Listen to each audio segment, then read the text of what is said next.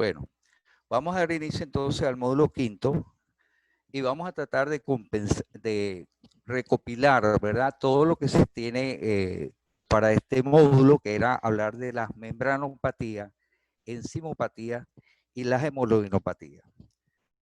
Muy bien, entonces vamos a comenzar describiendo un poquito lo que es la membrana de Lematie. Recordemos que la membrana de Lematie es una membrana bilipídica, ¿verdad? Que está bien constituida y que le confiere esas propiedades de Lematie, cuáles son la deformabilidad, la elasticidad, y que hacen que este eritrocito sea viable durante 120 días. Conjuntamente con esta membrana bilipídica existen las proteínas globulares que atraviesan en toda su extensión, ¿verdad? La membrana, que son la glicoforina C y la banda 3. Recordemos que aquí están contenidos los antigenos del sistema sanguíneo, están relacionados con esto. Y que esta membrana posee digamos, una bomba de sodio y potasio, que es la que va a evitar que entre el sodio en demasía al interior del hematie, y por supuesto eso conllevaría una lisis osmótica y va a mantener un gradiente donde disminuye el sodio en el interior y aumenta el potasio. Toda esta dinámica está condicionada por la vía glicolítica anaeróbica, principalmente en el 90% y el 10% aeróbica. Aquí vemos un poquito más en detalle cómo esta membrana bilipídica, formada, ¿verdad?, por también atravesada por las proteínas globulares, descansa sobre lo que se denomina el citoesqueleto. El citoesqueleto es verdaderamente un esqueleto del hematín, en el sentido que le mantiene la forma, y está constituido por una serie de sustancias. Entre ellas se cuenta la banda 4.1, ¿verdad? La banda 4.9, la espectrina, la actina, la anquirina.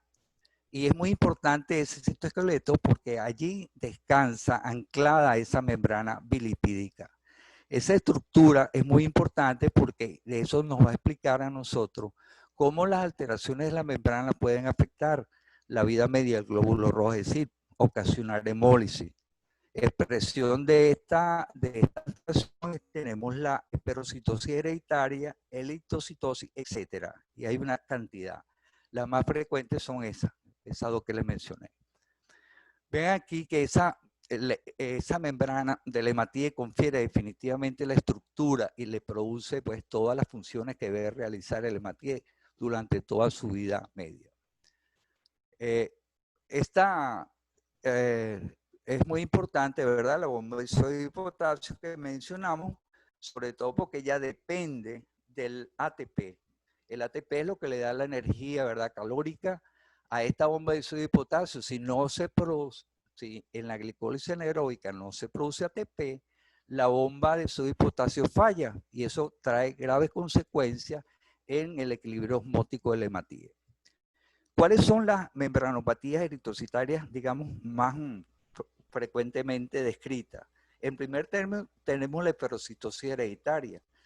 En ella vemos son alteraciones diversas. Recordemos aquí, cada uno de los constituyentes de esa membrana puede ser afectado, como es la banda 3, la anquirina, la proteína 4.2, alfa y beta espectrina.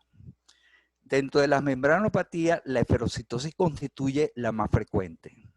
En segundo lugar, tenemos la eritocitosis hereditaria, que también puede afectar a cualquiera de estos constituyentes. La diversidad clínica de estas afecciones, sobre todo, no son uniformes. O sea, hay casos que van de estados leves, moderados y muy severos, que comprometen un 10 hasta un 90% de los eritrocitos circulantes. O sea, hay una variabilidad fenotípica tremenda en estas afecciones de la membrana. Luego tenemos dos afecciones, que es la acantocitosis hereditaria y la estomatocitosis hereditaria, que está por subtipo, la serocitosis, hidrocitosis, la criohidrocitosis con hipercalemia. Entonces vemos acá que dependiendo, ¿verdad?, de la afectación de la membrana, puede ocasionar o una sobrehidratación o una deshidratación del hematie. En esta oportunidad vamos simplemente a mencionar la más frecuente, que es la esferocitosis hereditaria. Es definitivamente la anemia hemolítica más frecuente, y quizás no tanto en nuestro medio, porque es de muy difícil diagnóstico. Es de intensidad clínica variable, como ya antes lo decía, y esos efectos moleculares de la membrana van a hacer que los lípidos de la membrana se liberen. O sea, hay una distorsión estructural de la misma, hay una reducción de la superficie y la formación de ferocitos no es más que al hacer esta membrana más permeable al sodio, hay pérdida de potasio, la célula se deshidrata, aumento de la viscosidad y la retención del vaso ocasiona, ¿verdad? Definitivamente una destrucción de estos hematíes porque es sometido a ambientes, digamos, donde hay la acidez, la penetrar incluso en orificios tan pequeños como 3 micras. Entonces, lógicamente, estos individuos, la gran hemólisis de tipo extravascular, o sea que se da básicamente en el vaso como el gran filtro de las hematíes senescentes. Aquí vemos en esta gráfica, ¿verdad?, cómo el macrófago es capaz de eliminar esta célula, la reconoce como células rígidas y son rápidamente fagocitadas. Y ayer hablamos de ese catabolismo de la hemoglobina. Cuando el hematíe tiene anormalidades intrínsecas en la membrana, lógicamente esta distorsiona, ¿verdad?, la viabilidad del mismo hematíe y hace que estos glóbulos rojos pequeñitos que tienen una, digamos, una concentración de hemoglobina aumentada y de repente uno los puede observar en el frotis de sangre periférica. Pero muchas veces la dejamos pasar por alto porque la cantidad de ferocitos en sangre periférica puede ser muy pequeña en casos leves o muy severa en los casos más severos, por supuesto. Fíjense en este cuadro cuál es la cantidad de proteínas del lado izquierdo del gráfico, la anquirina, la banda 3, cualquiera de ellas, ¿verdad?, puede estar afectada, y recordemos que son proteínas, están formadas por aminoácidos, y la anquirina en este caso es una de las proteínas que más compromete desde el punto de vista fenotípico a hacer, digamos, a producir lo que se denomina la esferocitosis hereditaria. Pero puede haber alteraciones de cualquiera de ellas, en uno o en mayor o menor grado. Y eso explica la gran variabilidad clínica que tienen esta enfermedad. Aquí vemos este cuadro, vean cómo se trata de establecer, dependiendo de la gravedad de la situación, desde el rasgo portador a la ferocitosis leve, a ferocitosis moderada, de gravedad moderada, y finalmente la ferocitosis muy severa. Aquí en esta gráfica, en este cuadro, permitamos establecer las comparaciones en cuanto al nivel de hemoglobina, reticulocitos, bilirrubina, el porcentaje de espectrina en el frotis de sangre periférica, y finalmente aquí tenemos la prueba de fragilidad osmótica, que es la prueba estándar, que tiene sus complicaciones desde el punto de vista interpretativo, como luego vamos a ver, porque es variable la hemólisis dependiendo del fenotipo encontrado. O sea, podemos observar, por ejemplo, en el caso de rasgos portadores, que la hemoglobina en estos pacientes está absolutamente normal, los reticulocitos están discretamente aumentados, a veces normales, la bilirrubina puede estar aumentada o no, el espectrina y el frotis se observa normal. Son individuos portadores y es muy difícil que se haga un diagnóstico de ferocitosis por el solo hecho de observar el frotis de sangre periférica. Cuando uno hace la prueba de fragilidad osmótica, incluso puede dar normales, porque la población de glóbulos rojos afectada de repente es menor del 10% de todos los hematíes circulantes. Pero cuando hacemos la fragilidad osmótica con lo que se denomina autohemólisis, que es sometiendo esa sangre a 37 grados durante 24 horas, forzando, ¿verdad?, que el metabolismo deje de producir ATP. Entonces, de repente podemos conseguir alguna afección, alguna reacción positiva en la fragilidad osmótica. Y después de ahí en adelante vemos como de la leve a la... es variable el contenido de hemoglobina. Si vamos a los casos más extremos de la esferocitosis grave, podemos observar individuos que tienen menos de 6 gramos, con reticulocitosis más del 10%, con una hiperbilirrubinemia, y con un porcentaje de espectrina hecho por electroforesis de gel muy disminuida, entre un 20 y un 50%. Y es ahí cuando nosotros realmente empezamos a ver una poiquilocitosis. Recordemos que la poiquilocitosis son los efectos de forma de Lematie en el frotis. Y definitivamente al hacer una curva de fragilidad osmótica, entonces detectamos el problema. También en los grados intermedios podemos ver individuos entre 8 y 12 gramos, ¿verdad? Y es variable pues la expresión clínica, porque realmente es variable la penetrancia. Habitualmente estas enfermedades son autosómicas dominantes, sin embargo hay casos de también recesivos de escasa penetrancia fenotípica. ¿Cómo es la curva de fragilidad osmótica? Luego, aquí vemos, por ejemplo, cómo esta curva no es más que someter los hematíes, una suspensión de hematíes, a concentraciones variables de cloruro de sodio. Y entonces vemos que hay alrededor, si nosotros recordamos que la solución isotónica es 0.9, entonces uno va variando esa concentración y vemos cómo los hematíes de esta enfermedad esferocítica van a tener una mayor, digamos, menor resistencia osmótica, o sea, se rompe con facilidad. Vamos a ver aquí en esta lámina cómo se prepara esta curva. Entonces aquí tenemos 12 tubos donde vamos disminuyendo de manera progresiva el contenido de cloruro de sodio, ¿verdad? Y en base a agua destilada. Entonces vemos que a medida que nosotros vamos haciendo las soluciones más hipotónicas, lógicamente el glóbulo rojo se va a romper. Llega un momento en condiciones normales, hay un punto medio, ¿verdad?, que habitualmente está relacionado con el 0,5, donde observamos digamos, la mitad, por decirlo así, del 50% en condiciones normales. Ahora, cuando lo exponemos, cuando la solución preparada tiene alto contenido de agua, es decir, que está muy hipotónica, se produce lo que es lógico, una entrada de agua al interior del hematíe. Entonces, esta gráfica, ¿verdad?, nos permite en condiciones normales establecer. Entonces, con esto uno compara el paciente, y recordemos que a soluciones más hipotónicas, esta curva digamos, se paraleliza a la anterior, y entonces demostramos que la curva de fragilidad osmótica de estos pacientes está bien incrementada, sobre todo en las soluciones de menor tonicidad. En condiciones normales, la fragilidad corpuscular media se determina entre 0,43 a 0,47 gramos de cloruro de sodio. Bien, ¿qué vemos entonces? En la gráfica vemos ahí un frotis de sangre periférica, los ferocitos como unos glóbulos rojos pequeños, hipercromáticos con una condensación, ¿verdad?, de la hemoglobina. Y ahí es la única vez que uno puede hablar de hipercromía. Ayer hablamos, cuando estaba la doctora Suera hablando de la concentración de hemoglobina corpuscular media en base a los índices hematimétricos, el concepto de hipercromía aplicando esa fórmula no es real, porque realmente el concepto de hipercromía es un concepto morfológico, como lo vemos acá. Entonces vemos una cantidad. Y este contenido de glóbulos rojos es variable. Hay pacientes que tienen apenas un 10% de estos eritrocitos en sangre. Hay pacientes que tienen el 90%.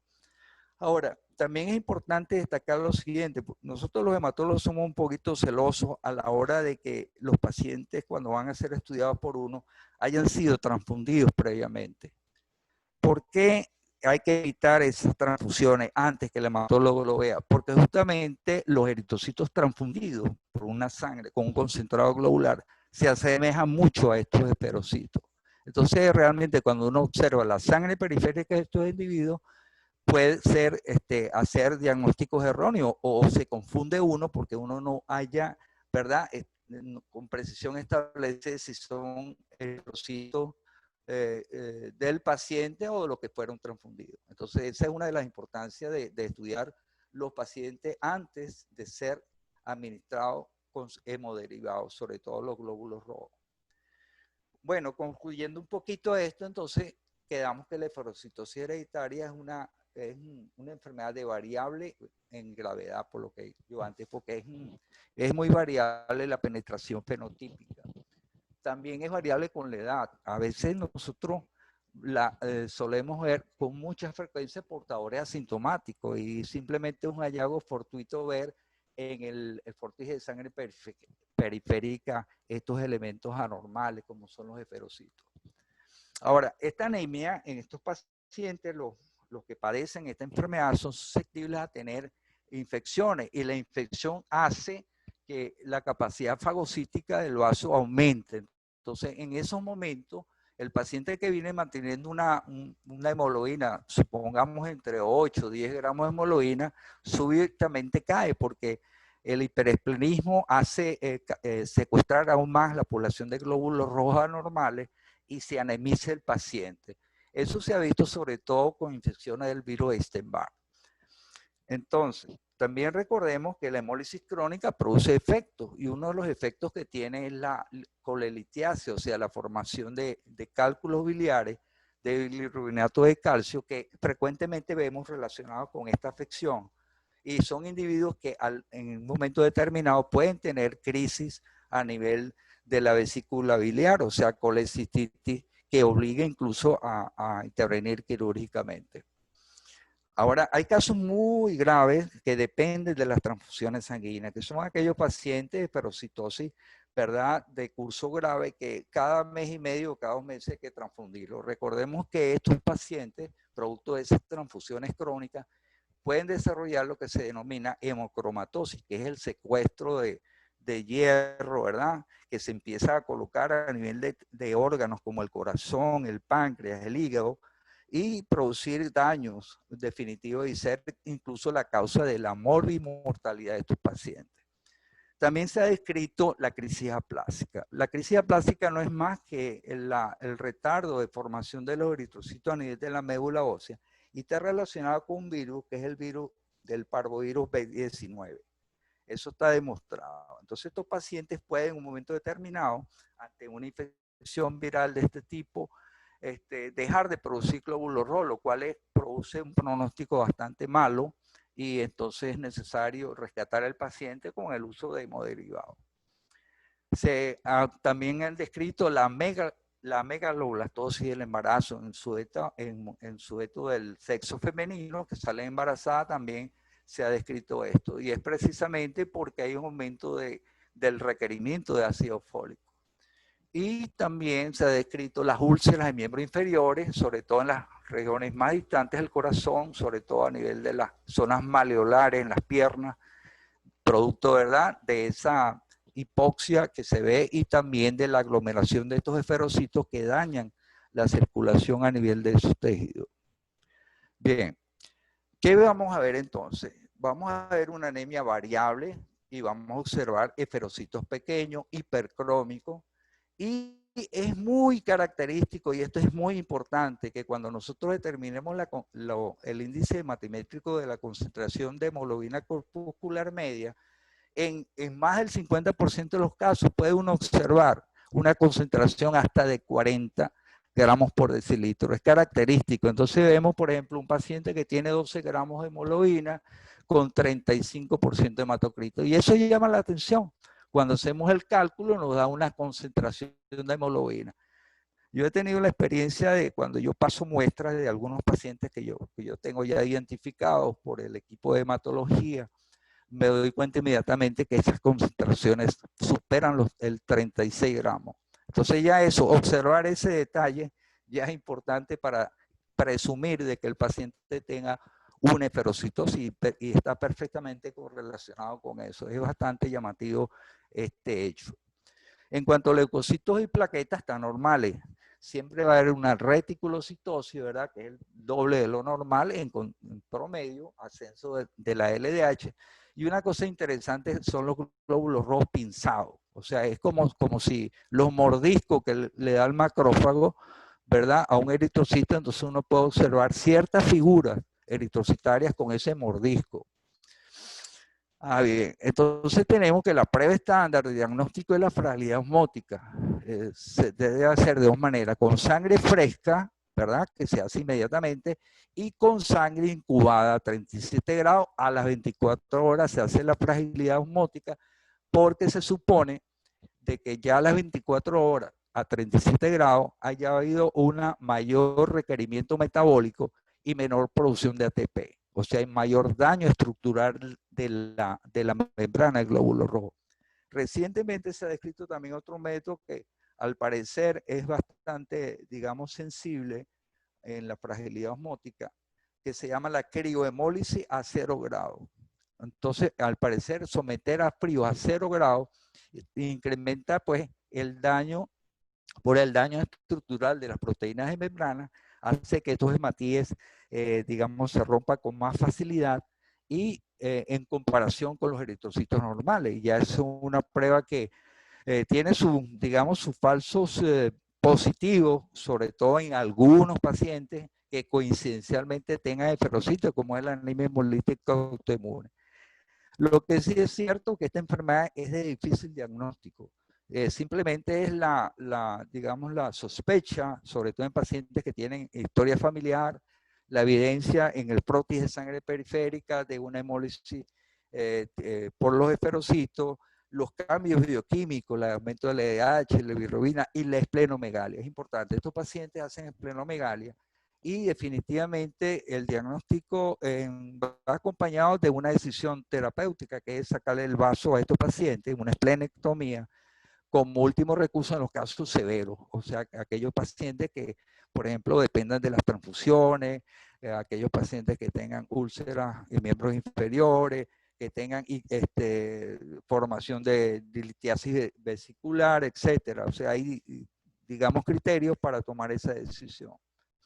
El estudio familiar es importante y sobre todo no solamente en el paciente, sino en el grupo familiar. Entonces es importante estudiar los padres, madres y los congéneres más cercanos. En segundo término, tenemos las enzimopatías. Las enzimopatías se refieren a todas aquellas enzimas que intervienen en la glicólisis anaeróbica. Son muchísimas y de nombres diversos. Y realmente cuando uno se mete en estos temas, se mete con bioquímica y tiene que entender que conocer un poquito de bioquímica en el sentido siguiente, de que sabemos que el catabolismo de la glucosa en el 90% del eritrocito es anaeróbica. ¿Y cuál es el objetivo de esa glicólisis anaeróbica? Básicamente es la formación de ATP. Recordemos entonces que es muy importante la bomba de sodio y potasio, y colateralmente hay vías que ya la vamos a ver en la siguiente lámina, que son colaterales a la glicólisis anaeróbica. Una de ellas es la vía de la metahemoglobina reductasa y otra es la formación del 2,3-difosfoglicerato. La metahemoglobina reductasa es un mecanismo protector de nuestro organismo que va a hacer que la hemoglobina permanezca siempre en estado ferroso. Yo les decía ayer que el cambio, porque es posible que la hemoglobina sea sometido a agente oxidante y se transforme de ferroso a férrico, y la metahemoglobina, o sea, con hierro férrico, no se une, digamos, adecuadamente al oxígeno. Es decir, aumenta la unión al oxígeno, pero no puede aportarlo a los tejidos. Entonces, estos individuos padecen de cianosis. Entonces, tenemos ese mecanismo muy importante. Y el otro es el 2,3-difosfoglicerato. Bien. Entonces, fíjense bien. Entonces, el mecanismo, podemos resumir que el glóbulo rojo entonces tiene varios, digamos, o tres funciones básicas metabólicas. Una es la síntesis de ATP. Entonces, definitivamente es el centro, digamos, la razón por la cual hay una glicólisis anaeróbica.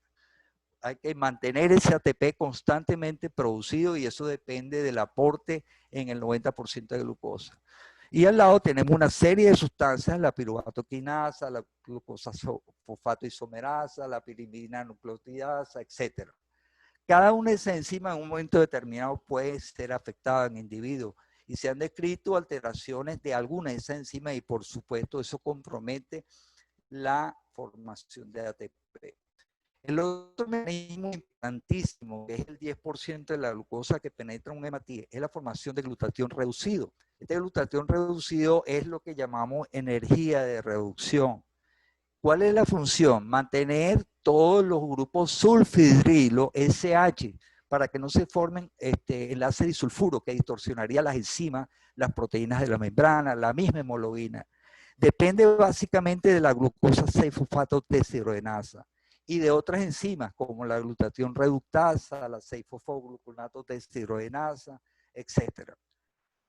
Las alteraciones enzimáticas más frecuentes en nuestro medio básicamente es la glucosa 6-fosfato deshidrogenasa. Y finalmente, el metabolismo del glóbulo rojo aporta una serie de sustancias que son importantes, como los nucleótidos, el ADP, el ATP, que ya hablamos que la carencia de algunas de estas enzimas, como la adenosina puede comprometer seriamente la formación de ATP y dañaría la bomba de sodio y potasio. Esa es la razón de ser de por qué el hematíe tiene su metabolismo propio. ¿Qué es la deficiencia de glucosa 6-fosfato? Es una afección ligada al cromosoma X, es decir, lo padece el sexo masculino. Sin embargo, se han descrito en mujeres cuando son doblemente heterocigotas para la deficiencia y que ha afectado a más de 400 millones de personas. Hay más de 400 variantes distintas de glucosa. Por eso es que son estas afecciones realmente raras y son de difícil diagnóstico, sobre todo cuando no se cuenta con los recursos, digamos, de laboratorio y que hay un programa protocolizado de estudio de estos pacientes. Se han incluido actualmente más de 120 mutaciones de esta enzima, incluida la variante mediterránea. Se da como un rasgo dominante incompleto. Expresión completa en varones homocigotos y en las mujeres se expresa como doble heterocigoto, lo que yo le decía, que es posible verlo en la mujer si la mujer hereda de padre y madre la deficiencia. ¿Qué hace la glucosa 6-fosfato deshidrogenasa aquí en el medio? Simplemente utiliza un sustrato que es la glucosa 6-fosfato que se une al nucleótido adenin difosfato para formar NADPH. Este nucleótido reducido es muy importante porque también aporta hidrogeniones y mantiene reducido digamos, el ambiente, digamos, de enzima de la membrana del glóbulo rojo, la propia hemoglobina. Entonces, este fosfato es un agente reductor intracelular muy importante porque mantiene viable, pues, todas las sustancias que están dentro del glóbulo rojo. El glutatión oxidado es un producto que se incrementa excesivamente en la ausencia de este nucleótido. Y cuando existe esto, el glutatión, se forman unos complejos insolubles que dan lugar a la formación de los cuerpos de Hine. Los cuerpos de Hine no es más que la hemoglobina precipitada, ¿verdad? Porque se ha formado esos enlaces disulfuro y se colocan, digamos, pegaditos a la membrana del hematíe, y cuando ese hematíe con ese corpúsculo de hemoglobina precipitada pasa por el macrófago en el vaso, en el sistema monocítico macrofágico, lo muerde y le quita ese pedacito.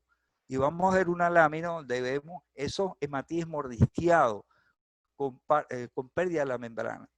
¿Cómo se detecta esta afección? Se detecta mediante una prueba que es basada en la fluorescencia, ¿verdad? De la formación de NADPH cuando existe la enzima, por supuesto, cuando se pone la luz ultravioleta, o sea, uno capta una prueba cualitativa. Cuando hay fluorescencia en el estudio de sangre de un paciente normal, hay fluorescencia porque hay NADPH.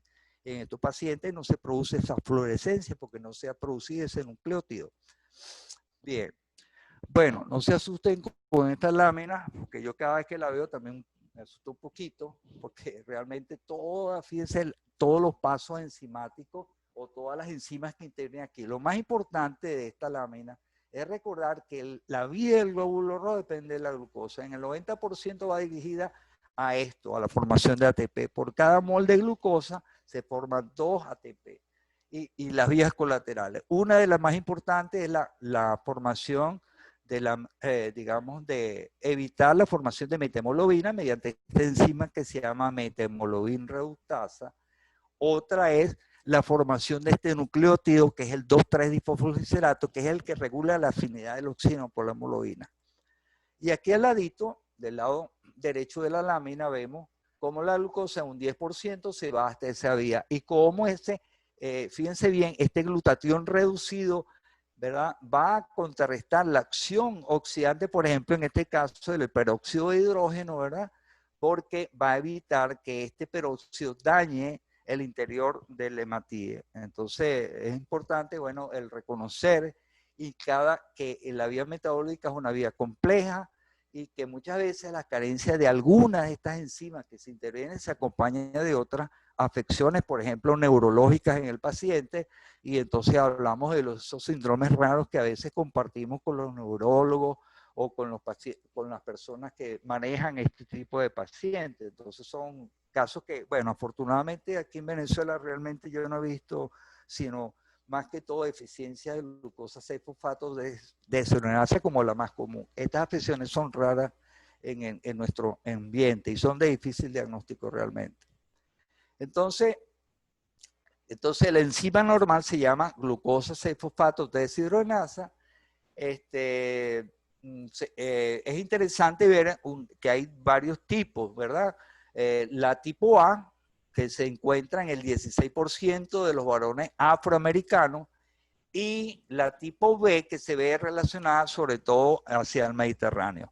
Ustedes dirán, bueno, y todas estas afecciones se ven sobre todo hacia el área del Mediterráneo, en África, en la zona en la parte del suroriente en la India, por ejemplo. Bueno, porque recuerden ustedes que las grandes movilizaciones de población en ese entonces hicieron que se ligaran un poco las poblaciones y eso ha conllevado que esa zona particularmente es interesante porque uno consigue allí una serie de afecciones de origen genético.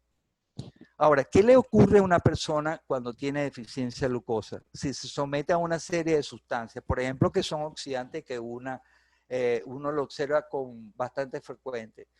Por ejemplo, las habas. Las habas, ¿verdad?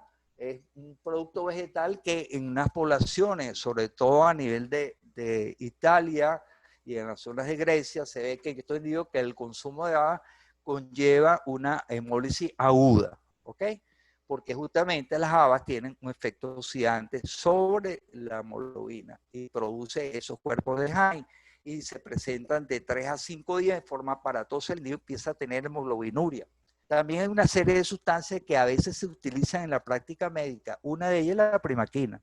Aquí en Venezuela y en Latinoamérica con el asunto del paludismo, hemos detectado que estos pacientes que están recibiendo tratamiento antimalárico pueden tener una crisis hiperaguda. O sea que más el paludismo que tienen, estos pacientes no superan, ¿verdad? Más bien se les disminuyen los niveles de hemoglobina. Las sulfas también están descritas. La naftalina, que son productos que se utilizan, ¿verdad? En algunas casas, eso también es un antioxidante. La nitrofurantoína, la fenilhidracina, la furazolidina, etcétera, ¿verdad?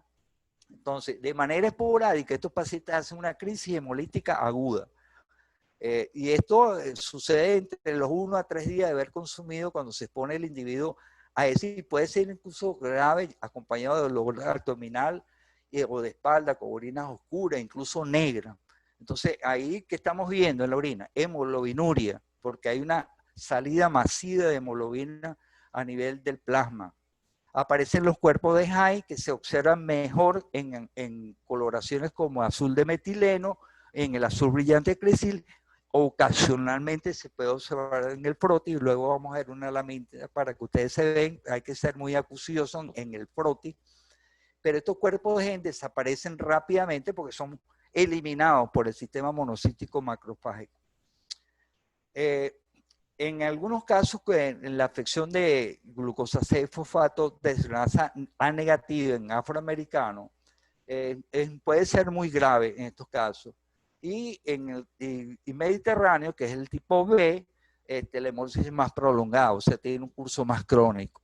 En algunos casos se ha observado también en niños recién nacidos, ictericia neonatal, en algunos recién nacidos, y si no se trata puede llevar al kerníptero, que es la impregnación por bilirrubinato a nivel de los núcleos basales del encéfalo y ocasionar retardo mental en esos pacientes si no es examinado el paciente rápidamente.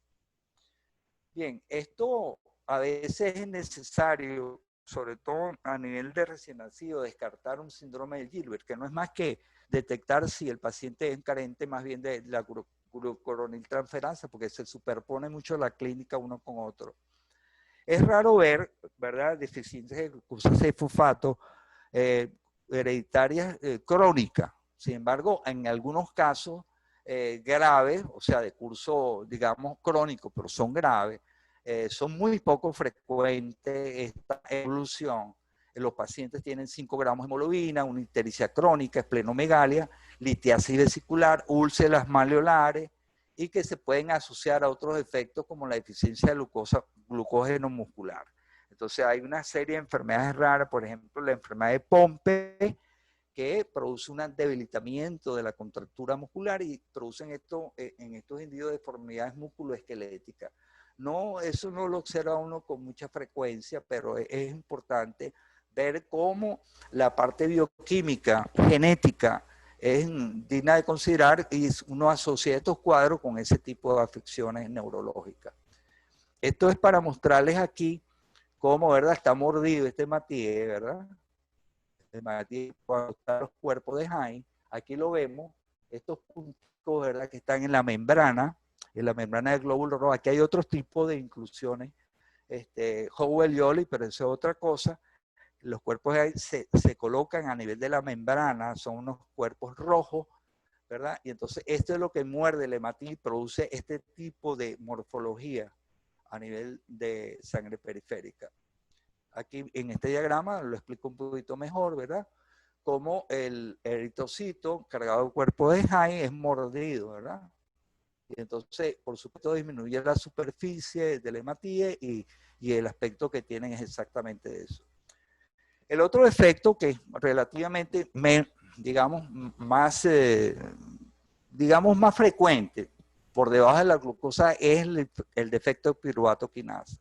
Esto es una afección autosómica recesiva y es interesante que el grupo de AMIS de Pensilvania tiene una frecuencia elevada, ¿verdad?, de esta afección. Estos eritrocitos dependen de la vía glicolítica. El no tener piruvato quinasa hace que hay un retroceso de la vía glucolítica hacia arriba. Son individuos que tienen aumentado la producción del 2,3-difosfoliserato y toleran muy bien las anemias. ¿Por qué? Porque esta enzima va a condicionar el paso, digamos, en la formación de ATP. O sea, es el último paso de esa vía. Entonces, cuando la vía no está la enzima, por supuesto, se acumulan los precursores metabólicos y hace que en esos individuos, ¿verdad?, producto de los altos niveles del 2,3-difosfoliserato, tengan una compensación muy buena en la anemia. Pueden tener la hemoglobina muy baja, pero los altos niveles de 2,3-difosfoliserato compensan perfectamente su hipoxia. Pues. En el proteína que observamos son unos eritrocitos absolutamente normales en aspecto y puede haber grados variables de policromatofilia. Aquí sí no nos está ayudando mucho la parte morfológica. Bien. Entonces vamos a presentar un casito, ¿verdad? Para distraernos un poco y pensar en todo lo que hemos hablado. Es un paciente del sexo masculino de 5 años que ingresa por fractura tibial postraumática. Se le solicitan los siguientes estudios. Hemoglobina de 10.2 gramos, 0,27, curiosamente un poquito por debajo de lo que corresponde a la hemoglobina, con una eritropenia, con unos leucocitos normales, y que la concentración de hemoglobina corpuscular media nos dio 38 gramos por decilitro. En el froteo observamos anisocitosis, esferocitosis. Aquí siempre es conveniente, digamos, sacar un porcentaje, contar 100, entonces uno observa 30, 40, 50. Es interesante hacerlo porque eso nos va a dar una idea si el caso es moderado, leve o severo o muy severo. Policromasia por la reticulocitosis, se le solicitan estudios adicionales y hay una hiperbilirubinema a expensas de la fracción indirecta que no aparece acá. Los reticulocitos están aumentados 6.9%, el CUN directo es negativo, es importantísimo siempre cuando uno observa el ferocito solicitar la prueba del CUN directo porque podemos estar delante de una anemia hemolítica de tipo autoinmune. pero la fragilidad osmótica está aumentada. Este es un caso, digamos, más o menos típico de cómo se nos puede presentar. Bueno, el otro tema es la hemoglobinopatía. La hemoglobinopatía es, si recordamos un poco lo que es la hemoglobina es un tetrámero formado por 2 cadenas alfa y 2 cadenas no alfa.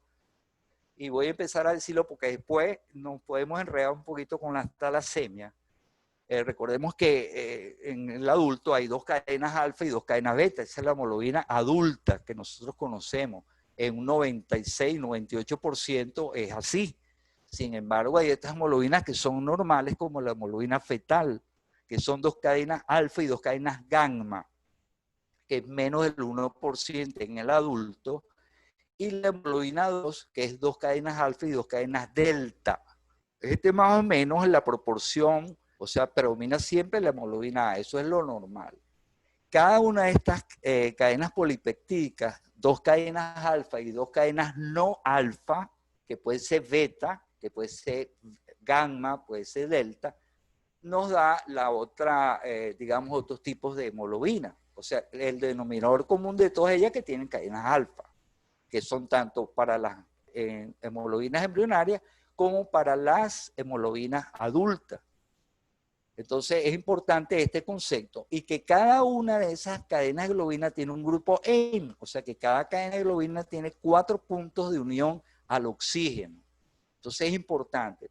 Y fíjense bien que estas cadenas de globina tienen una disposición tridimensional característica y una secuencia de aminoácidos, que es una cadena polipeptídica, un conjunto de aminoácidos que está ordenados de manera, digamos, ordenada y que le da la característica a la globina. Por ejemplo, si es una cadena de globinas beta, si es cadenas de globinas alfa, delta, o sea, que hay una secuencia de aminoácidos. ¿Qué ocurriría entonces si yo en esta cadena polipeptídica cambio un aminoácido por otro?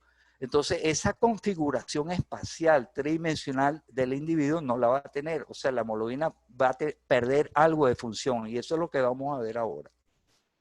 Aquí, nuevamente estamos hablando, ¿verdad?, de ese tetrámero, 2 cadenas alfa y 2 cadenas no alfa, pero también tenemos que recordar que desde el punto de vista funcional la hemoglobina puede ser oxihemoglobina o desoxihemoglobina. ¿Qué es oxihemoglobina? La oxihemoglobina es cuando el eritrocito llega al pulmón, ¿verdad? Y se puede unir al oxígeno. El hierro entonces se une al oxígeno. Una vez cargado de esa oxihemoglobina es repartido a todo el resto, digamos, de la economía y cuando va aportando ese oxígeno a los tejidos y se transforma en desoxihemoglobina, se descarga el oxígeno. Esas formas son funcionales y lo vamos a ver, digamos, en otra lámina, como es un verdadero pulmón la hemoglobina. Puede abrirse o cerrarse dependiendo del estado que esté, si es oxihemoglobina o desoxihemoglobina. Bien, si nosotros hablamos de las hemoglobinopatías en general, podemos definirlas desde el punto de vista cuantitativo o cualitativo. ¿Cuantitativo a qué se refiere? Ya sabemos que está formado por cadenas de globina y el hemo. Entonces, hoy día se han descrito digamos, las alteraciones de síntesis de cadenas de globina. Se llamaría entonces alfa talasemia, beta talasemia, delta beta talasemia. ¿A qué se refiere eso? Que la talasemia no es más que una disminución de la producción de las cadenas de globina, que puede ser absoluta o relativa. O sea, si la persona no forma cadenas alfa, absolutamente se llama alfa cero. Si la persona produce algo de cadenas alfa, sea alfa positivo. Igualmente con las cadenas beta. Puede ser beta cero, o sea que el individuo no forme nada de cadenas beta, o que produzca un poquitico. Se llamará beta positivo, es lo que vemos acá arriba, ¿no? Alfa cero, alfa positivo, beta cero, beta positivo. Entonces, la alfa talasemia, ¿qué es? Cuando las cadenas alfa, ¿verdad?, son determinadas por 4 genes, 2 del padre y 2 de la madre. O sea, para lograr la síntesis de cadenas alfa necesitamos 4 genes. 2 aportados por la madre y 2 aportados por el cónyuge. ¿Ok? Y esos genes están en el brazo corto del cromosoma 16. Y las beta-talasemias son determinados solamente por 2 genes, uno de cada padre, y están ubicados en el brazo corto del cromosoma 11. O sea que tiene que haber un equilibrio exacto. Cuando no se produce cadena, digamos, beta, las cadenas que se van a producir en exceso, en este caso las gamma y las delta, van a suplir esa carencia. Y luego lo vamos a ver cuando veamos los patrones electroforesis de las talasemias. Ahora, dejando esto un poco de la parte cuantitativa, tenemos los efectos estructurales. ¿Qué son los efectos estructurales? Son aquellas alteraciones de las cadenas de globina donde hay una sustitución de un aminoácido por otro. Y eso hace que la hemoglobina pierda su, digamos, su capacidad de ser soluble en el interior del hematíes. Vamos a poner un ejemplo. Hay anormalidades de la solubilidad, o sea que mutaciones que afectan la síntesis de las cadenas de globina y producen lo que se llama hemoglobinas inestables. ¿Inestable qué significa? Que son la inestabilidad propicia que haya precipitación de esa hemoglobina en el interior del hematíes y se forman los cuerpos de Henle igualmente. O que esa alteración comprometa la unión del oxígeno con la hemoglobina. Y por supuesto compromete el transporte de oxígeno. Así tenemos mutaciones que producen alta afinidad por el oxígeno, es decir, que la hemoglobina se pega tanto al oxígeno que produce un aumento de la secreción de eritropoyetina y lleva a que el individuo tenga una poliglobulia, una policitemia. O lo contrario, que la mutación haga que la unión del oxígeno con la hemoglobina sea de muy bajo tenor y produzca más bien una insaturación arterial de oxígeno, o sea, produce cianosis. ¿Ok?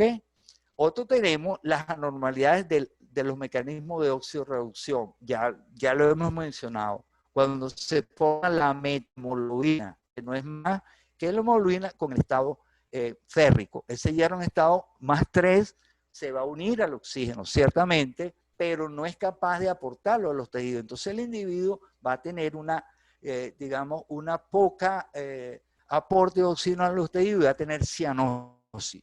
Y finalmente los estados anormales monoméricos. ¿Cuáles son esos estados anormales monoméricos? Ahí tenemos el ejemplo de la hemoglobina S, que la sustitución de un aminoácido de la valina por el ácido glutámico en la posición 6 de la cadena beta hace que esas hemoglobinas se polimericen. Y relacionadas tenemos la C, la O, y hoy día se han descrito muchísimas, incluso las letras del abecedario se acabaron, ya no existen. Así es. Y entonces los investigadores, los que van descubriendo nuevas hemoglobinas anormales, le ponen el nombre de la ciudad que la descubrió, o simplemente y le ponen o sufijo en mayúscula. Entonces tenemos, por ejemplo, la hemoglobina O de Arabia, y así por el estilo. Entonces, realmente hoy día se han descrito más de 400 variantes de hemoglobinas desde este punto de vista. El solo cambio un aminoácido. Bien. Ok, entonces veamos acá. Entonces vemos este pulmón, el 2,3-hidrofolicerato. Entonces vemos las dos formas, la desoximoglobina y la oximoglobina. ¿Qué es la oximoglobina? Son los 4, ¿verdad? Bolsillos, las 2 cadenas alfa y las no alfa, que cada una tiene un grupo N, unidas, se han cargado el oxígeno. Fíjense cómo se abre, ¿verdad? Este bolsillo donde está el N, y es lo que se llama la fase relajada. O sea que la oximoglobina es la molécula relajada, que ha abierto, ¿verdad?, sus bocas para tomar todo el oxígeno de los pulmones.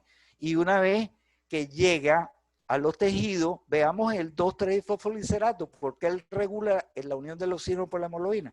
Porque se mete entre las 2 cadenas beta y va, digamos, a cerrar un poco, lo va a poner tensa. Por eso se llama que la desoximoglobina forma. Entonces, la hemoglobina dinámicamente va a estar entre estas 2 formas activas.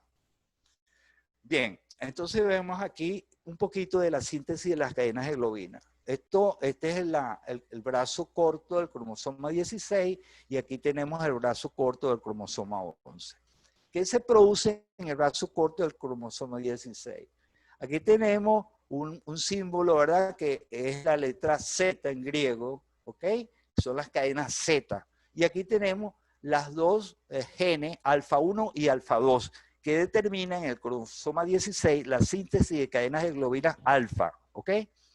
De este lado tenemos aquí, en el cromosoma 11, las cadenas gamma, que hay dos tipos, dos, digamos, genes, uno que depende de la alanina y la glicina, ¿ok? Entonces, aquí tenemos que hay dos genes que determinan la formación de cadenas gamma, que es importante en la hemoglobina fetal. Más abajito tenemos el gen que determina las cadenas delta, que son aquellas que están contenidas en la hemoglobina A2, que es una hemoglobina normal, como ya decíamos antes, y finalmente las cadenas beta, que son las que forman parte de la hemoglobina adulta, que es llamada hemoglobina A, que son dos cadenas alfa y dos cadenas beta. Fíjense que en el embrión se produce todavía unas hemoglobinas embrionarias, que es la Gower-1, la 2 y la Portland, que básicamente está formada, en este caso, por las cadenas Z y Epsilon, o Z y gamma 2, o 2 alfa y 2 epsilon. Estas hemoglobinas desaparecen más o menos hacia las 10 semanas de concebido el embrión, y para aparecer la que nosotros conocemos como la hemoglobina fetal, ¿verdad? Vean aquí la etapa antenatal, donde predomina la hemoglobina fetal. Básicamente está formada por dos cadenas alfa y dos cadenas gamma. Estas cadenas gamma van a desaparecer aproximadamente entre los 3 a 6 meses en el postnacimiento, ¿ok? Para ser sustituidas por estas cadenas beta. Entonces, para dar origen a las dos cadenas alfa y dos beta, nos da la hemoglobina A. Y también hay una secreción menor de cadenas delta que va a formar conjuntamente con las dos cadenas alfa, y dos cadenas delta nos da entonces origen a las cadenas A2, o a la hemoglobina 2, perdón. Entonces, en el adulto vamos a ver predominantemente la hemoglobina A, luego la A2 y finalmente la fetal por debajo del 1%. Ahora, ¿qué sería que ocurría, por ejemplo, si un individuo no forma cadenas alfa? Lógicamente eso es incompatible con la vida. ¿Por qué es incompatible con la vida? Porque entonces las cadenas que no se están produciendo, que se producen, se hacen en exceso. En este caso se están produciendo gamma.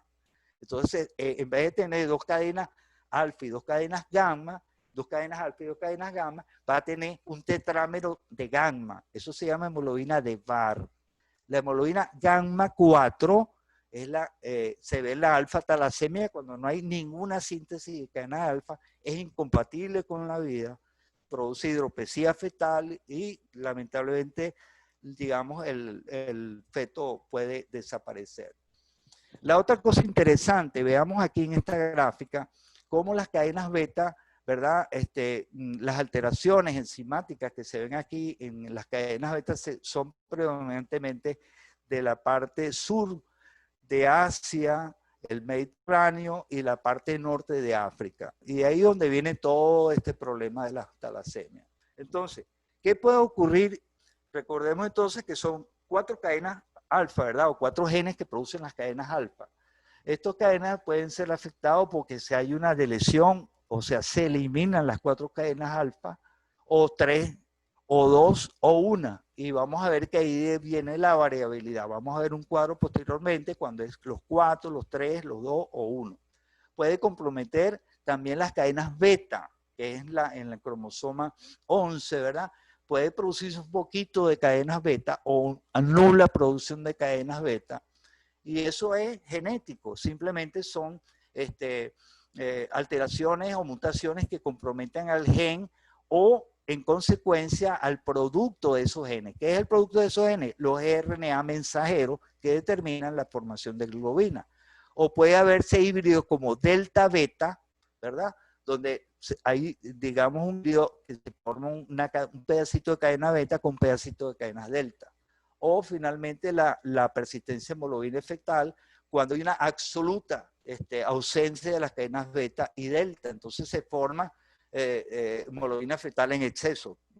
Y es bueno decirlo de una vez que los pacientes que padecen esta enfermedad no tienen absolutamente nada, porque simplemente tienen hemoglobina fetal abundante en su sangre e incluso no hay cambios a nivel de hemoglobina. Esto es lo que se ve en la alfa talasemia. Entonces decíamos que eran 4 genes. si están los 4 genes eliminados, se produce la hemoglobina de Barr. ¿Qué es la hemoglobina de Barr? Un tetrámero de cadena gamma. En la enfermedad H, hemoglobina H, en vez de ser los 4, son 3 apenas los genes afectados. Entonces, ¿qué es un tetrámero de cadenas beta? Entonces, se produce el exceso, compensa, digamos, la producción de cadenas beta compensa la deficiencia de cadenas alfa. Y si hacemos una electroforesis, por ejemplo, vemos que el patrón es beta 4 de hasta el 30% y un poco menos la hemoglobina A. En el rasgo de alfa-talasemia, bueno, de los 4 solamente está afectado 2 y apenas el individuo puede tener una anemia leve con hipocromía, microcitosis, dianocitos, electrocitos. Y en la electroforesis vemos que en el 85-95% hay hemoglobina A. Se forma igual, lo que pasa es que hay vestigios de hemoglobina de Barr. En la hemoglobina de Barr, entonces recordemos que es el tetrámero de gamma. Y el portador silento, que apenas de los 4 tiene apenas un gen afectado, bueno, es hematológicamente normal porque no pasa nada, porque los otros 3 genes restantes compensan la producción de globinas anormales y la electroforesis hasta casi un 100% se ve hemoglobina anormal y no pasa nada, un individuo que lleva su vida feliz. Ahora, ¿cuáles son las afecciones que más nosotros vemos en nuestro medio? ¿Las alfa-talasemias o las beta-talasemias? Las alfa-talasemias, este tipo de entidad la ve más que todo uno en el sudeste asiático, en la India, en Tailandia, por esa zona. Digamos, hacia la parte de Latinoamérica, lo que observamos más que todo son las beta-talasemias. Por la misma razón, porque que decíamos, por la migración de poblaciones. Entonces vemos que normalmente, ¿cuál es el contenido de hemoglobina A? El 97%, hemoglobina fetal menos del 1% y hemoglobina 2 del 2 a 3%. Ahora fíjense este patrón, un rasgo beta, ¿verdad? Con un beta 0, o sea, un individuo que, bueno, ese individuo tiene todavía hemoglobina normal, pero la hemoglobina A2 está aumentada, ¿verdad? ¿Por qué? Las cadenas delta decíamos que trata de compensar esa carencia de cadenas beta. Entonces, aumenta la producción de cadenas delta y por lo tanto de hemoglobina 2. Entonces, en la beta-talasemia intermedia, donde hay una alteración, en este caso homocigota, ¿verdad? Hay producción de cadenas beta, pero no totalmente. Vemos que también aumenta la hemoglobina 2, pero también aumenta bastante la hemoglobina fetal porque la producción de cadenas gamma aumenta compensatoriamente. Y esa es más o menos la idea. Cuando se carece de producción de cadenas de globina en un momento determinado, las demás tratan de compensar esa pérdida. Bueno, este es el caso de una pareja que los dos son heterocigotos, donde producen beta y no producen beta en el otro cromosoma. Pueden tener un 50% de pacientes con una anemia de Cooley, que es la ausencia total de producción digamos, de cadenas beta. Entonces son individuos enfermos que esta enfermedad se presenta entre los 3 a 6 meses de edad, con un gran compromiso de su estado general, con anemia crónica, deformidad de los huesos de la cara, con hepatoesplenomegalia, que dependen de las transfusiones, y producto de las transfusiones estos individuos fallecen porque hay una hemocromatosis en el tejido como el corazón, hígado, páncreas, etc. Bien, también, que fíjense bien la gran variabilidad. Así como tenemos pacientes puros, tenemos pacientes mixtos. Este es el caso de un rasgo donde puede haber S-talasemia, que son individuos que comparten de un padre el hemoglobinopatía S y el otro padre talasemia. Entonces son individuos que pueden tener, digamos, compromisos clínicos y son individuos que tienen entre 7 y 10 gramos de hemoglobina, necrosis a ciertos huesos, y que en la electroforesis vamos a ver, por ejemplo, el patrón SF, donde hay, digamos, aumento de la hemoglobina fetal entre 1 a 10% y igualmente de la S. O podemos ver S-talasemia positiva. Entonces, hay combinaciones, estos son los dobles heterocigotos que causan, digamos, mayor presencia en clínica. Bueno, finalmente tenemos aquí la anemia drepanocítica. La anemia retinocítica ya sí es un problema nuestro de salud pública. Sería siguiendo las leyes de Mendel, todos los varios ejemplos que tenemos aquí, en donde un padre drepanocítico homocigoto se une al otro que es totalmente homocigoto normal.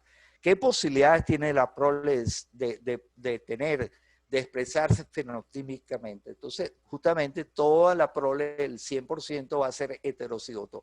Van a ser heterocigoto AS, pero siempre la A va a predominar por la S. O sea, el porcentaje es 60 contra 40 o 70 contra 30. Siempre lo que se expresa en la hemoglobina A.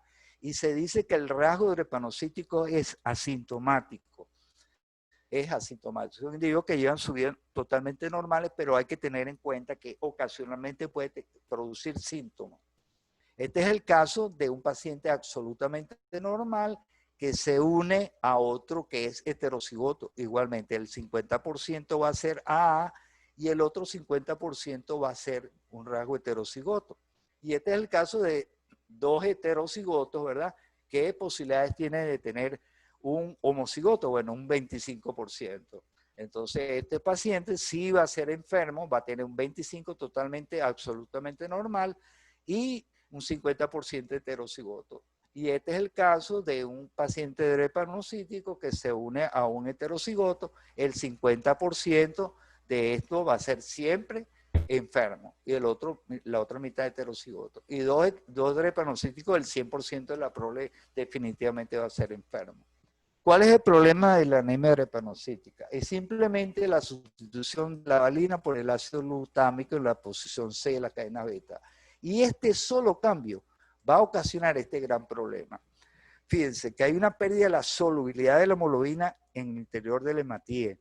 Entonces resulta que en la forma de desoxihemoglobina, cuando ya esa hemoglobina cargada de oxígeno de los pulmones va a los tejidos, ya al perder ese oxígeno hace la hemoglobina, digamos, más insoluble, se concentra en el interior. Entonces vean cómo se van nucleando las moléculas de hemoglobina, ¿verdad? A medida que va perdiendo oxígeno, se va nucleando y llega un momento que se produce estas uniones tactoides, que es una especie de fibra que uno al corte transversal es como si fuera un hexágono, ¿verdad? Discretamente rotada hacia un lado. Si logramos oxigenar otra vez a este drepanocito, que en primera instancia es reversible, él puede nuevamente adoptar la forma del hematíe bicóncavo que nosotros conocemos. Pero esto es algo cíclico. Recordemos que en el pulmón el tenor de oxígeno oscila entre 80 a 100 unidades TOR y en los tejidos entre 40 a 60. Pero hay zonas del cuerpo, por ejemplo en el riñón, que la tensión de oxígeno puede llegar a 15 unidades TOR, es decir, en estados muy hipóxicos, donde hay un ambiente acidótico, donde hay una hiperconcentración e incluso los rasgos drepanocíticos en ese momento pueden producir falciformación en ese ambiente muy hipóxico. Y eso es lo que nos ocasiona en algunos pacientes heterocigotos, en los cuales se produce una necrosis de las papilas renales y empiezan a tener hematuria. Entonces, ocasionalmente estos pacientes heterocigotos también pueden tener síntomas. Entonces, es importante tomar en cuenta la cuestión de oxigenación, porque se polimeriza, ¿verdad?, la hemoglobina a esos tenores muy bajos cuando pierde. Entonces, ¿qué uno observa? Llega un momento que el glóbulo rojo, de tanto tomar y dejar oxígeno, llega un momento que se hace irreversible. La forma ya no es la forma redondeada, ¿verdad? El disco bicóncavo, sino es la forma falciforme. ¿Por qué se llama falciforme? Falciforme recuerda una hoja de acebo. El acebo es una planta, una forma navicular, como fuera una nave pequeñita. Esa es la forma que tiene el hematíe. Producto de todo eso, el paciente va a tener problemas, porque esos hematíes falciformados se pegan unos con otros y se pegan del endotelio vascular, ocasionando las crisis oclusivas, que es digamos, el cuadro clínico más importante de estos pacientes. Se ocluyen los vasos sanguíneos y producen dolor, un dolor tipo infarto. Los dolores, el paciente es producto de la isquemia, la producción de ácido láctico. Entonces son individuos que tienen sobre todo en problemas, en tres cosas que ellos lo descompensan, que es la infección, la deshidratación y la acidosis.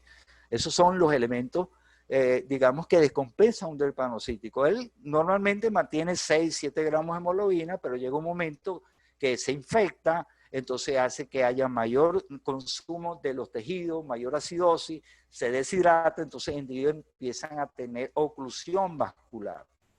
Hay cálculos biliares, ya sabemos por qué, por la hemólisis crónica, el priapismo, que es la erección dolorosa permanente del pene, los senos cavernosos se llenan de hematíes falciformes, ocluyen, ¿verdad?, el drenaje venoso y se produce una erección en estos pacientes, sobre todo el sujeto cerca de la adolescencia. También nos explica la úlcera de los tobillos. Si vemos cómo es el patrón de estos pacientes, 7, 10 gramos de hemoglobina, ellos toleran bien la hemoglobina baja porque son altos productores de 2,3 difosfolicerato. Pero ocasionalmente vemos también asociaciones con otras hemoglobinopatías. Por ejemplo, con la talasemia beta 0. Estos pacientes tienen crisis vasculares oclusivas igualitas. Por eso que la anemia drepanocítica, uno hoy día lo llama como un síndrome drepanocítico, porque uno tiene que saber con precisión si se trata de un SS o un S-talasémico positivo o negativo, o con otros tipos de hemoglobinopatías que es la hemoglobina C, que si bien no precipita como la S, se cristaliza en el interior de los vasos sanguíneos y también puede producir problemas de necrosis aséptica, y aunque son un poco más raras, dolor ocasional, pero la hematuria también sí es algo característico. O sea, hay variabilidad clínica de acuerdo a la situación que se tenga de ella. Ahora, ¿cómo nosotros diagnosticamos estas enfermedades? Bueno, lógicamente con la hematología.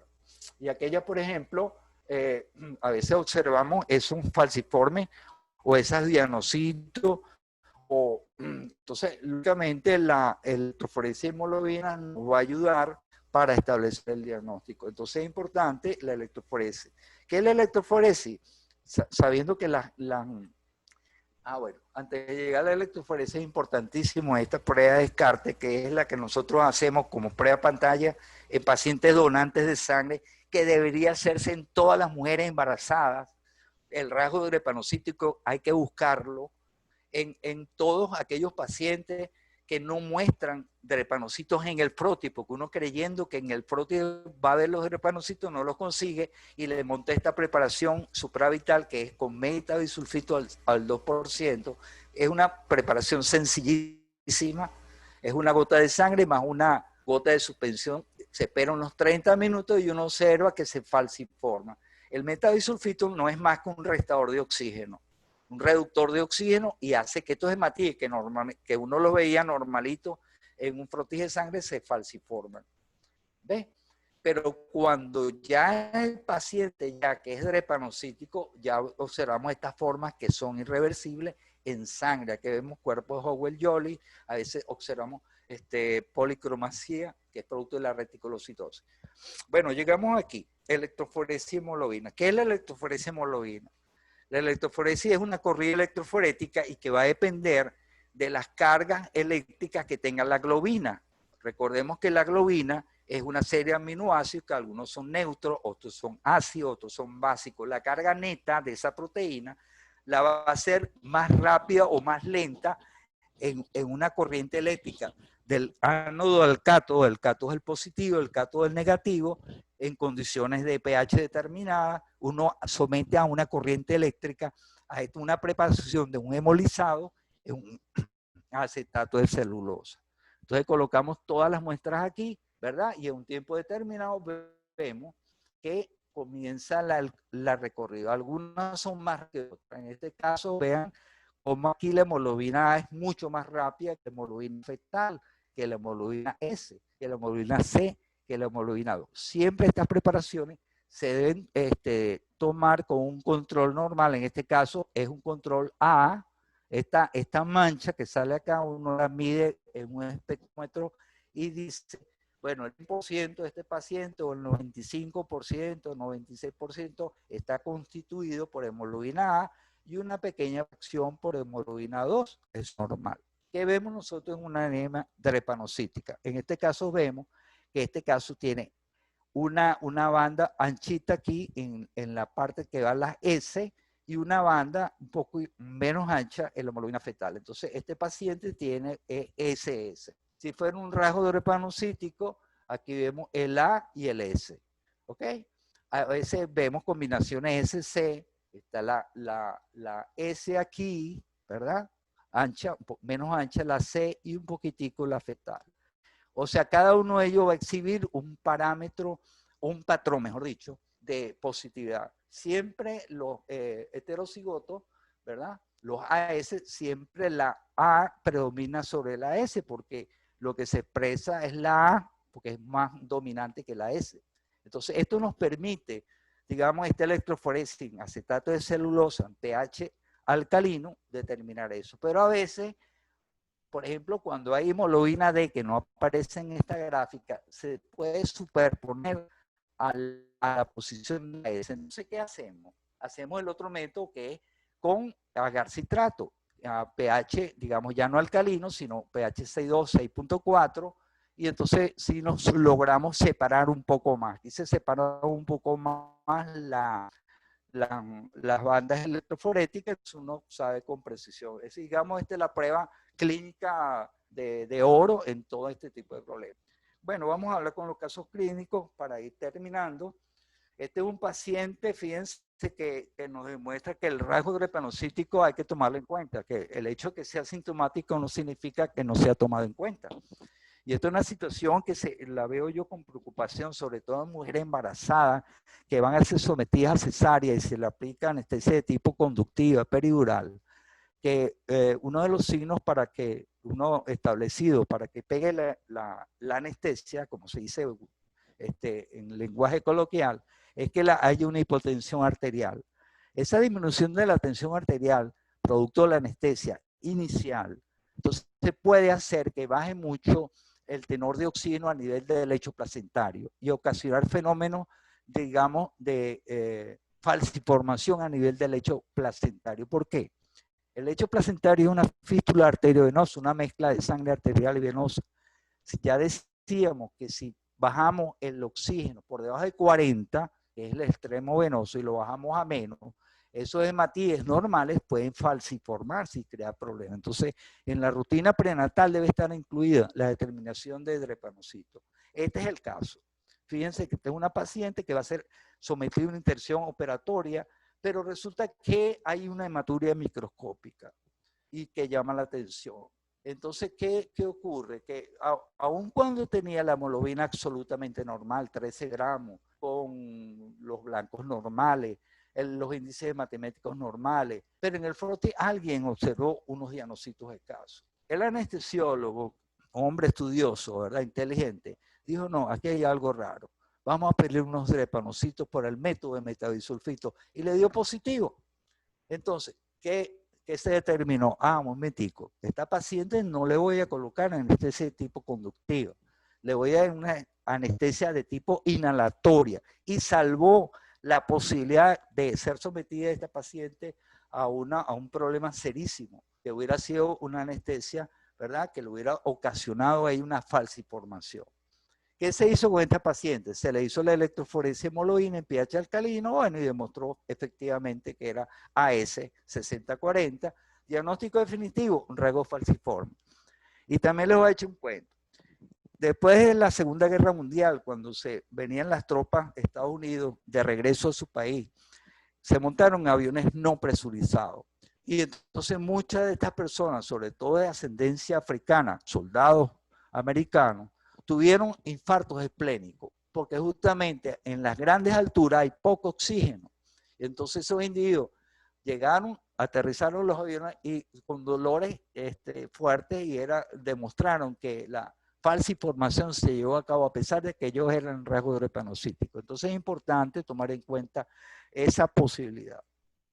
El otro caso es un caso de una S-beta-talasemia, un doble heterocigoto, una paciente del sexo femenino con anemia crónica, con antecedentes de ferroterapia por la anemia. Los médicos a veces, no, esta es una anemia, dale hierro y dale hierro. no había antecedentes hemorrágicos la paciente, pero la paciente estaba anémica. Entonces el examen físico demostró, de ahí la importancia de examinar bien los pacientes, una esplenomegalia. No había ictericia, no había púrpura, no había ganglios aumentados, no había hepatomegalia, pero había una anemia, 11 gramos, 0,35, eritrocitos tal, blancos bien, una reducción de los índices hematométricos y una reticulocitosis. Este solo hecho hizo pensar, ¿verdad?, de que aquí había algo raro, hay un proceso hemolítico subyacente en el paciente, no está sangrando, tengo que buscar una hemólisis. Bueno, en el frote se demostró dianocitos abundantes, células en diana. Entonces, lógicamente, ¿qué hay que hacer aquí? Un diagnóstico diferencial entre una hepatopatía y una ferropenia. Entonces, resulta que este paciente se detectó que definitivamente tenía mucha hemoglobina S, se le hizo una electroforesis de hemoglobina y se hizo el diagnóstico. Este paciente tiene un riesgo aumentado de tener una retinopatía proliferativa y una necrosis avascular de cadera.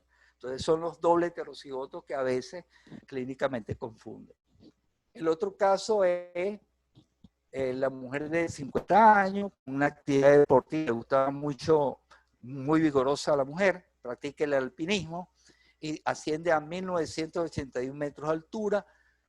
A esa altura, casi 2000 metros por arriba del nivel del mar, presenta disnea, hematuria, dolor abdominal en el cuadrante superior izquierdo. Entonces el paciente tiene 9,5 hemoglobina, con una eritropenia, una leucocitosis, con reducción de los índices hematométricos, una reticulocitosis discreta, con una desviación a la izquierda, en el frotis se observó policromasia, presencia de dianocitos y en la orina hemoglobinuria. Entonces, recordar siempre que estos pacientes con rasgos falciformes, normalmente ellos están asintomáticos, pero en algunas condiciones extremas pueden tener, ¿verdad?, sobre todo en altura, sobre 1500 metros por encima del nivel, ya hay hipoxia ambiental y entonces ellos pueden tener infarto esplénico. Y la alfa-talasemia es el otro diagnóstico. Esto sí no es frecuente aquí en esta zona, porque es tailandesa, esta mujer de 30 años, embarazada, acude al hematólogo por anemia. Tiene 8 gramos, tiene una eritropenia, los blancos normales, reducción de los índices hematométricos, una sideremia más ferritina normales y un examen de orina normal. La electroforesis hemoglobina arrojó que la hemoglobina H la tenía. Entonces, ¿qué recordemos de la hemoglobina H? Que no es cuando hay ausencia en 3 genes que determinan las 3 cadenas alfa. En este caso se forma hemoglobina H, que es un tetrámero de beta 4, y se forman los cuerpos de Hyde, producto de esa deleción génica que afecta la síntesis de cadenas funcionales. Entonces, lógicamente, esa aparición de cuerpos Hyde determinó que esta paciente hizo una hemólisis. Voy a recomendar este libro porque realmente lo conseguí bastante didáctico desde el punto de vista para todas estas cosas que he hablado, para ahondar un poquito, porque esto no se puede quedar aquí, porque hablar de estas cosas así ligerito, a veces uno se confunde y tiene que hacer un ejercicio casi de aprender matemáticas, sumar, restar, multiplicar y dividir para luego aplicarle los integrales y las derivadas, ¿no? Entonces lo recomiendo especialmente. Bueno, la ciencia sin virtud de nada vale. O sea, nosotros los seres humanos estamos muy dados a capacitarnos, a entender, al conocimiento, pero si eso no lo expresamos en un acto de servicio hacia los demás, no tiene ningún valor. Por eso que yo digo que en la medicina se expresa esto. No se trata de saber más, sino de servir más a los demás. Es una idea que yo siempre he manejado porque no tiene sentido ser algo profesional si uno no tiene un ejercicio hacia los demás, que es servir a los demás.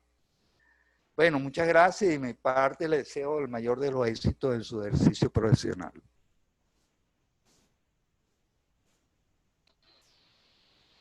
Muchísimas gracias, doctor Eduardo. De verdad, una excelente ponencia el día de hoy. Mire, una clase magistral espectacular, igual que el día de ayer para completar estos 2 módulos. Hoy el último módulo del día y ya del curso. Bueno, para las personas que tengan preguntas, pueden escribirlas por el chat de grupo y el doctor va a estar respondiéndolas.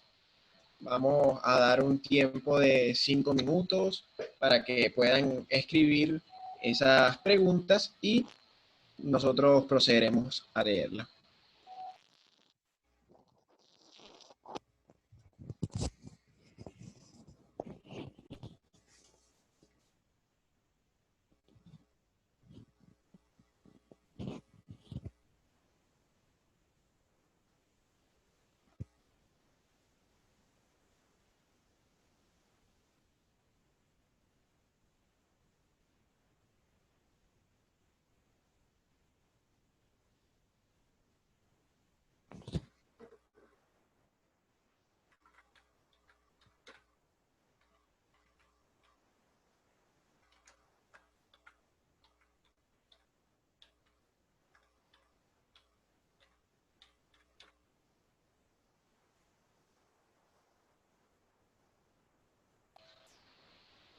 También debemos recordar que el día de hoy a todas las personas que se encuentran presentes en el curso ya estuvimos anotando mientras que se estaba dando la ponencia, que a todas las personas que van a estar participando por las donas, recuerden que deben seguir a las cuentas mencionadas anteriormente en el grupo de WhatsApp y nosotros vamos a estar realizando el sorteo y avisándole cuál es el ganador. Bueno, aquí vamos a leer, dice, excelente doctor, gracias, Jennifer García, Eduardo Santos, doctor, Carlis Díaz, muy buena la ponencia de hoy, gracias. También por aquí comenta el doctor Luis Camero. Doc, ¿nos podía hablar un poco del manejo en emergencia de una crisis vasoclusiva por anemia drepanocítica? ¿Aló? ¿Me escuchan? Sí, doctor, ¿Aló? sí se escucha. Perfecto, bien. Fíjense bien, la Sociedad Venezolana de Hematología y todos los hematólogos en el mundo han establecido una serie de protocolos desde el punto de vista de manejo, ¿no? O sea, a veces uno, pensando que está haciendo bien las cosas, a veces hipertrofia los tratamientos. El esquema básicamente se basa en dos cosas fundamentales. Primero, en la hidratación, pero no la hidratación superando el nivel de dosis de mantenimiento. O sea, estoy hablando de 150 ml por kilo de peso en 24 horas. Y las soluciones que se deben usar más bien deben ser soluciones de destroza al 5% o de 0,45. Usar soluciones más bien hipotónicas. Recuerden ustedes, lo que hay que vencer es el aumento de la concentración de hemoglobina en el interior de los vasos del eritrocito. Ese es un punto. Segundo punto, eliminar el dolor. Entonces, eliminar del dolor en estos pacientes hay que usar los opiáceos. Ya tradicionalmente se está usando la morfina y el demerol, pero últimamente esto causa, ustedes lo saben, una dependencia farmacológica. Entonces, individuos buscaban con ansiedad de recibir opiáceos. Entonces, últimamente se está prefiriendo usar los AINES, ¿verdad? Y usándolo el tramadol. Entonces, uno puede combinar el tramadol con el acetaminofén, o sea, buscando la acción a nivel central y periférica del analgésico. Y la otra cosa importante es detectar cuál es la causa que determinó que el paciente haga una crisis vasoclusiva.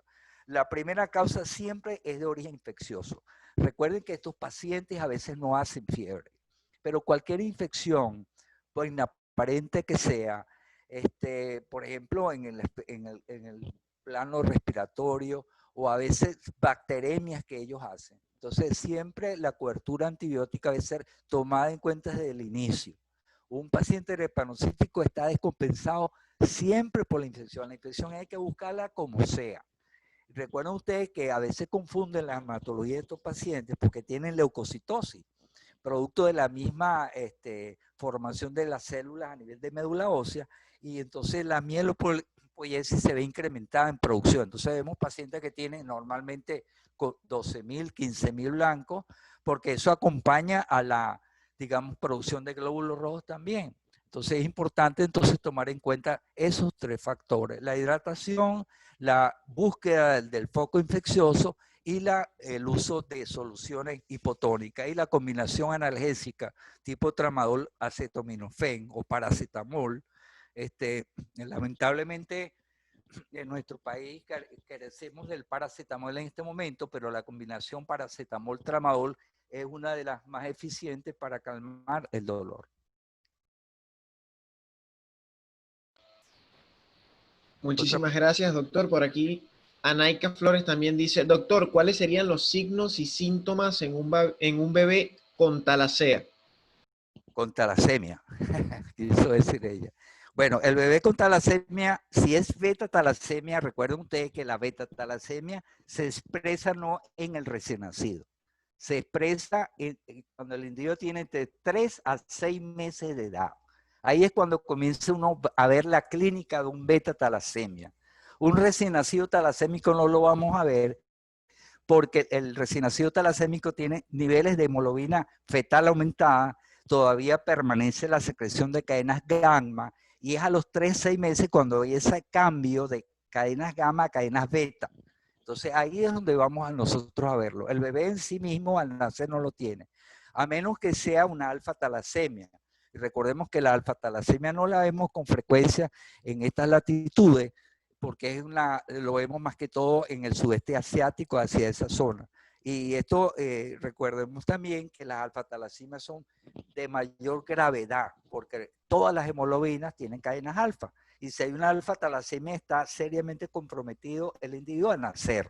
Pero eso no lo vemos con frecuencia por acá. ¿Otra pregunta? Muchísimas gracias, doctor. Bueno, esas son todas las preguntas que colocaron aquí en el chat. Y bueno, fueron 2 preguntas nada más y los demás fueron agradecimientos a su persona por la excelente ponencia que realizó el día de hoy. Creo Muy que bien. ya Sí, pero quisiera culminamos decir este algo. ciclo de ponencias. Ok, quisiera decir Claro, algo doctor. antes de... Sí, una última cosita. Primero agradecerle a todos ustedes por esa receptividad. La doctora Subero y yo estamos ahorita animados a hacer la segunda. Y estamos pensando hacer una de leucemia, mieloma múltiple y otras cosas que vamos a salir por ahí. Yo creo que es interesante y de verdad que les agradezco su receptividad. Espero que lo que hemos aprendido, mucho o poco, nos sirva de algo en nuestra vida diaria, en la vida profesional. Lo más importante es que aprovechemos estos momentos de coronavirus, primero para cuidarnos y segundo para seguir produciendo cosas o eventos de este tipo que ven beneficio de todos nosotros y por supuesto de los objetivos que se trazaron al hacer el curso online de hematología. Ante todo, muchas gracias y me despido de ustedes deseándoles lo mejor. Cuídense mucho. Muchísimas gracias, doctor. Nosotros también estamos agradecidos por contar con profesionales tan excelentes como lo son usted y la doctora Rosberry, que bueno, en estos 5 días de ponencia nos brindaron todo ese conocimiento, esos nuevos datos bastante interesantes y todo lo que ya habían compartido anteriormente con nosotros. Y la invitación queda para todas las personas a que escuchen las ponencias, lean el material que nos dejaron los doctores para poder próximamente realizar el examen final. Que tengan buenas noches y muchísimas gracias.